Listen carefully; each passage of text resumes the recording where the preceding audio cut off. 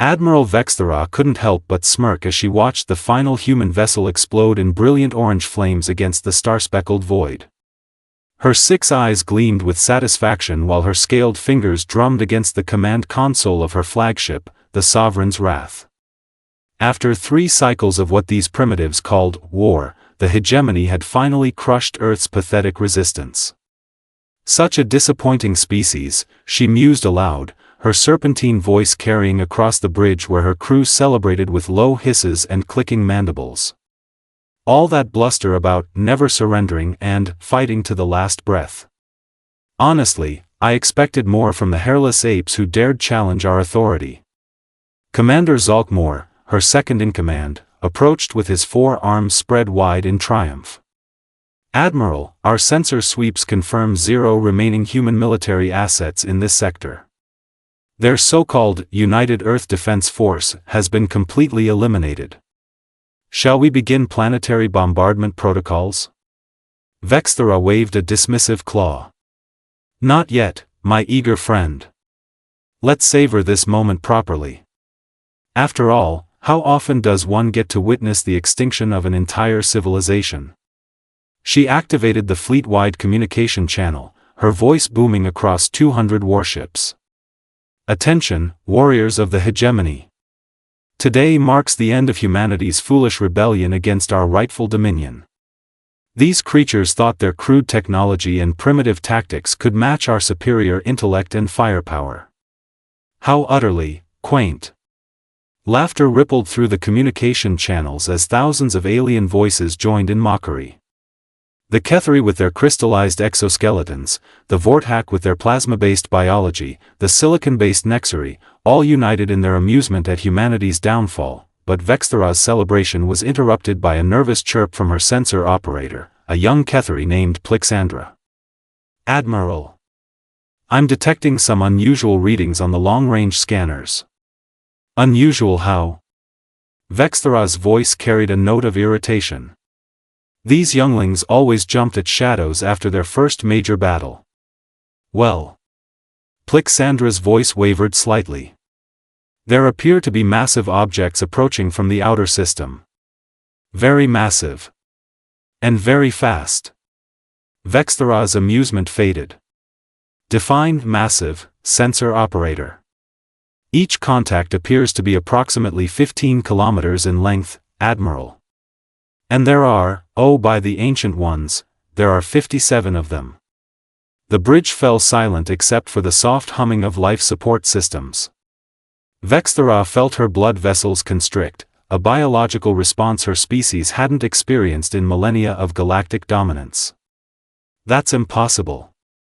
Our intelligence networks confirm that humanity possessed no vessels larger than 2 kilometers. We've been monitoring their industrial capacity for decades. Commander Zalkmore's voice dropped to a whisper. Admiral, if I may, perhaps these are reinforcements from one of their colony worlds? Don't be ridiculous, Vex'thara snapped, though uncertainty crept into her tone. Humans barely managed interplanetary travel before we conquered their outer settlements. They certainly couldn't have built a fleet of dreadnoughts without our knowledge. She paused, studying the tactical display where 57 red dots grew steadily larger. Could they? The answer came in the form of a transmission that cut through their communication frequencies like a plasma cutter through hull plating. The voice was distinctly human, calm, controlled, and absolutely terrifying in its casual confidence. This is Admiral Marcus Stone of the Terran Deep Space Fleet. Hegemony vessels, you are hereby ordered to cease all hostile actions against Earth and surrender immediately. Vex'thara's mandibles clicked in disbelief. Terran Deep Space Fleet? We've never heard of such an organization. She activated her response channel. Human, you are addressing Admiral Vex'thara of the Hegemony Sovereign Fleet. Your species has been defeated. Surrender now, and we may allow some of your population to serve as laborers in our mining colonies. The human's response came with what could only be described as a chuckle.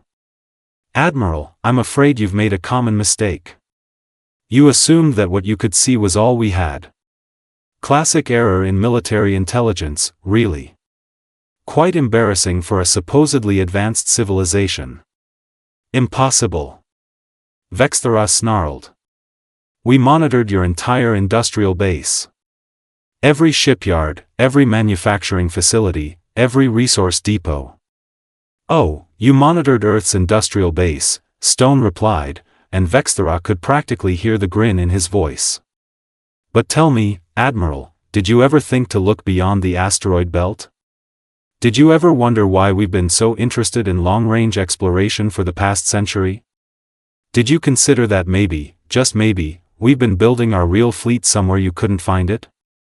The tactical display updated as the human dreadnoughts came within visual range. Vex'thara's 6 eyes widened in genuine shock as she beheld vessels that dwarfed even her flagship. These weren't the crude, boxy designs she'd grown accustomed to seeing from human engineering. These ships were sleek predators, their hulls gleaming with unknown alloys and bristling with weapon systems that defied conventional classification. By the Ancient Ones, whispered Commander Zalkmore. Look at the energy signatures on those vessels. Our sensors can't even properly categorize their weapons. Plixandra's voice trembled as she reported new findings. Admiral, I'm detecting massive gravitational distortions around each vessel. It's as if they're somehow manipulating space-time itself for propulsion. Vex'thara felt her confidence crumbling like a sand castle before a tsunami. How is this possible? Humans were barely capable of fusion drives when we first encountered them. Admiral Stone's voice returned, now carrying a note of mock sympathy. You know, Admiral, there's an old human saying, never underestimate the power of a species with nothing left to lose. While you were busy conquering our outer colonies and destroying our surface fleets, we were working around the clock in facilities you never even knew existed. Asteroid mining platforms converted to shipyards. Generation ships transformed into mobile construction bases. Colony vessels repurposed as resource gatherers. We've had 20 years to prepare for this moment, and frankly, we've been looking forward to it. The human dreadnoughts began to spread into attack formation, moving with a grace that seemed impossible for vessels of their size. Their approach was methodical, calculated, and absolutely terrifying. This has to be some kind of deception, Vex'thara muttered, though her voice lacked conviction. Humans don't possess this level of technology. They can't.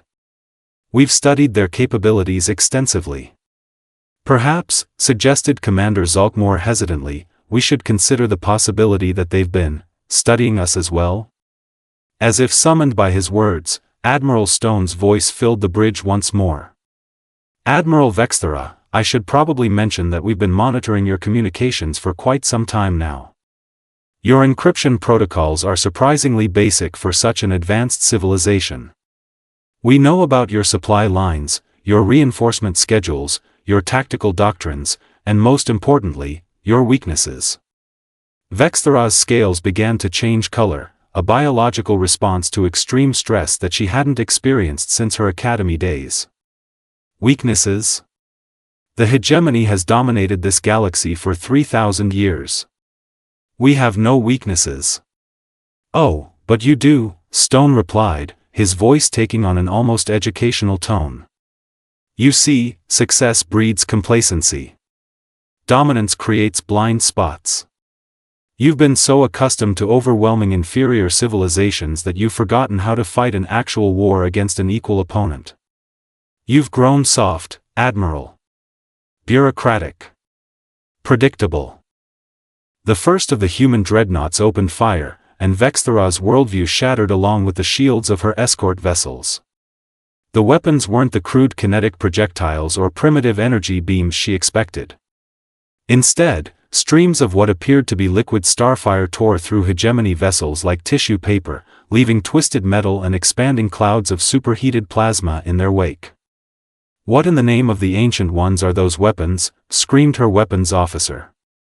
Unknown energy type, Admiral. Plixandra's voice cracked with panic. It appears to be some form of contained stellar matter. How did they weaponize star plasma? Vex'thara watched in growing horror as her supposedly invincible fleet began to disintegrate under the human assault.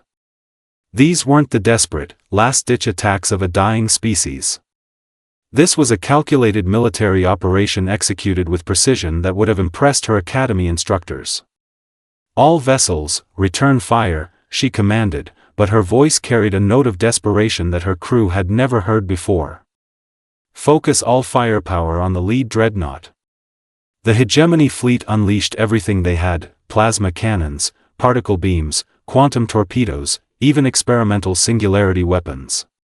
The combined firepower would have been sufficient to crack a small moon, and for a moment, Vex'thara dared to hope. The human dreadnoughts' shields flared brilliant blue-white as they absorbed the assault, then held. Not only held, but seemed to grow stronger, as if the incoming energy was being converted and redirected. "Impressive light show," came Admiral Stone's voice, now tinged with genuine amusement. "Is that really the best you can do? Because if so, this is going to be even easier than we anticipated." Admiral Vex'thara's flagship shuddered as another wave of human starfire carved through her port flank. The acrid smell of melting circuitry filled the bridge while emergency lights bathed everything in hellish red. Her tactical display showed the brutal reality. In just 10 minutes, the humans had destroyed 37 Hegemony vessels without losing a single dreadnought. "Admiral!" Commander Zalkmore's voice cracked with desperation. "We're receiving surrender requests from 12 fleet captains. The Eternal Dominion is venting atmosphere, and the Void Striker has lost all propulsion." Vex'thara's claws scraped against her command console as she watched her once mighty armada crumble. "Surrender requests? From Hegemony officers? This is madness." She activated the fleet channel. "All vessels, maintain formation. We are the masters of this galaxy. We do not flee from primitive mammals." A new voice cut through the communications, not Admiral Stone this time, but a younger human female with an accent Vex'thara couldn't identify. "Admiral Vex'thara, this is Captain Elena Vasquez of the Terran vessel Prometheus Rising. I'm afraid your tactical situation has become, how do you say, completely hopeless." "Another human vessel?" Plixandra's voice squeaked from the sensor station. "Admiral, I'm detecting 23 additional contacts approaching from behind the gas giant. They're even larger than the dreadnoughts."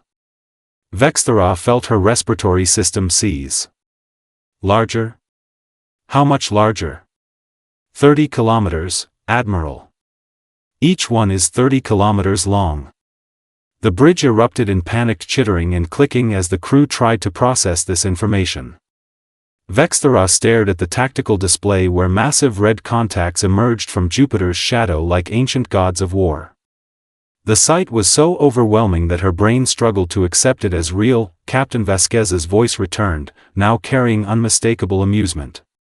"Oh, did we forget to mention the Titan-class carriers? Silly us. Each one houses approximately 5,000 fighter craft, plus manufacturing facilities, plus enough firepower to sterilize an entire star system. We call them our planet crackers."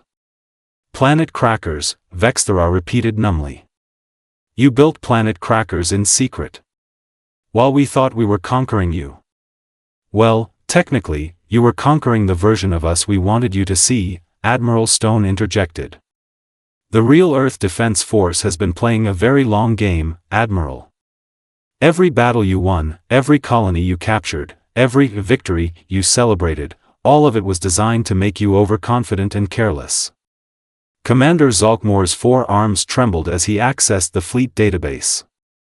"Admiral, if these readings are accurate, each of those Titan vessels possesses more firepower than our entire invasion fleet combined. How did we miss this? How did our intelligence networks fail so completely?" "Because you were looking for what you expected to find," came another new voice, this one belonging to an elderly human male with a slight rasp. "Commander Riley Mitchell, formerly of Earth Intelligence Division. Currently serving as Strategic Deception Coordinator for the Deep Space Fleet. We've been feeding your spy networks carefully crafted information for decades, Admiral. Every report, every surveillance scan, every intercepted communication, all perfectly designed to show you exactly what we wanted you to see." Vex'thara felt her world tilting sideways. You've been manipulating our intelligence services for decades? That's impossible. The Hegemony has the most sophisticated espionage network in the galaxy. Had, Mitchell corrected gently. Past tense.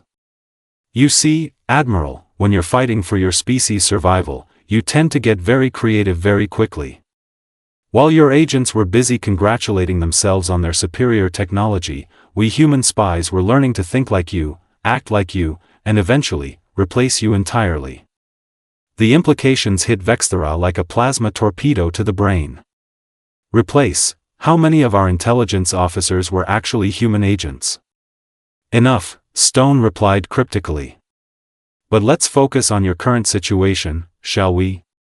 You have two choices, Admiral. Option 1, surrender immediately, and we'll allow your crews to return to Hegemony space with a message for your High Council. Option 2, continue fighting, and we'll demonstrate why humans earned the nickname the galaxy's most persistent predators. Vex'thara's pride warred with her survival instincts. The Hegemony had never surrendered to anyone, never shown weakness, never backed down from a fight.